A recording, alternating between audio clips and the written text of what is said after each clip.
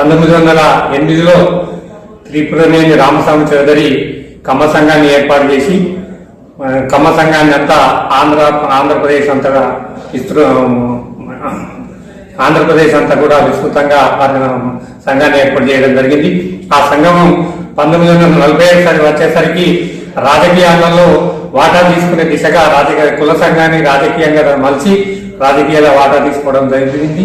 రాజకీయాల్లో అప్పటి నుంచి వాటా తీసుకుంటూ 1947 నుంచి 2023 ఈ సంవత్సరం వరకు వాళ్ళు రాజకీయాలలో ఎమ్మెల్యేలు ఎంపీలుగా కొనసాగుతూ ఎన్టీ రామారావు వచ్చిన తర్వాత పూర్తి ఆంధ్రప్రదేశ్ రాజకీయాధికారాన్ని వాళ్ళు కైవసం చేసుకోవడం జరిగింది.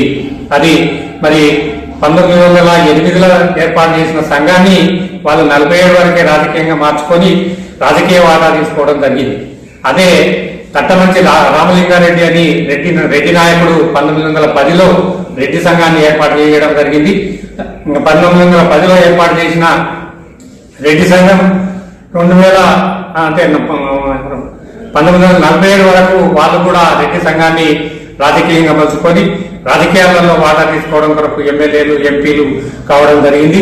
వాళ్ళు ఆంధ్రప్రదేశ్ తెలంగాణలో రెడ్డిలు అధికారానికి రావడం అధికారంలో పాల్పంచుకోవడం జరుగుతుంది. అయితే 1908లో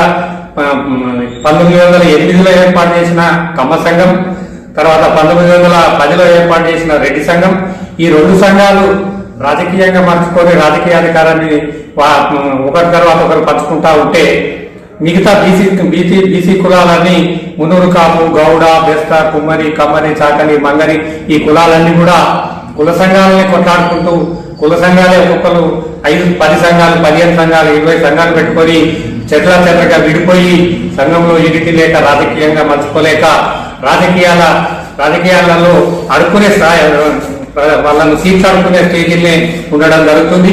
దానికి రెడ్డి నాయకులు కానీ కమ్మ నాయకులు కానీ వెల్మ నాయకులు కానీ అసలు మీరు బీసీలకు టికెట్లు ఇస్తే గెలవరు, మీకు టికెట్లు ఇచ్చి మేము ఓడిపించుకోవడం జరుగుతుందని చెప్పి మన వాళ్ళకు టికెట్లు ఇచ్చే అవకాశం కూడా లేకుండా చేస్తున్నారు ఈ బీసీ కులాలకు. అందులో చాకలి మంగలి కులాలకైతే అసలే లేదు. కాబట్టి ఈ కుల సంఘాలు పెట్టుకున్న తర్వాత దాన్ని అసలు రాజకీయంగా మలుచుకోవాలి. రాజకీయంగా మలుచుకున్న నాడే మనం 2% ఉన్నా 1% ఉన్నా 5% ఉన్నా 10% ఉన్నా మన ఫలితాలు పొందే అవకాశం ఉంటుంది. కాబట్టి నాయ బ్రాహ్మణ కులస్తులందరూ కూడా రాజకీయ నిధిని చాలా చిన్నగా ఉన్న కులం కాబట్టి రాజకీయ నిధిని ఏర్పాటు చేసుకొని మన ప్రతి ఉద్యోగస్తుడు నెలకు 100 రూపాయలు తర్వాత ప్రతి షాపు యజమాని నెలకు 30 రూపాయలు చొప్పున రాజకీయ నిధి తయారు చేసుకొని ఎవరికో ఇచ్చుడు కాదు మళ్ళీ సంఘం ఏర్పాటు చేసుకొని వీళ్ళకి ఇవ్వాలన్నా వాళ్ళకి ఇవ్వాలన్నా కాకుండా వాళ్ళకు అందుబాటులో ఉన్న నాయ బ్రాహ్మణ సోదరులు రాజకీయాలలో ఉన్న వారికి ఏ పార్టీలు ఉన్నా పర్వాలే వాళ్ళకు నిధి అందజేసినట్టయితే వాళ్ళు ఆర్థికంగా నిలదొక్కుని ఆయా రాజకీయ పార్టీలలో సీట్లు సంపాదించుకునే అవకాశం ఉంటుంది. కాబట్టి ఆ దిశగా ఆలోచించాలని ఈ సందర్భంగా మీ అందరికీ మనం చేయడం జరుగుతుంది. జై భీమ్, జై భారత్, జై పూలే, జై నాయక్.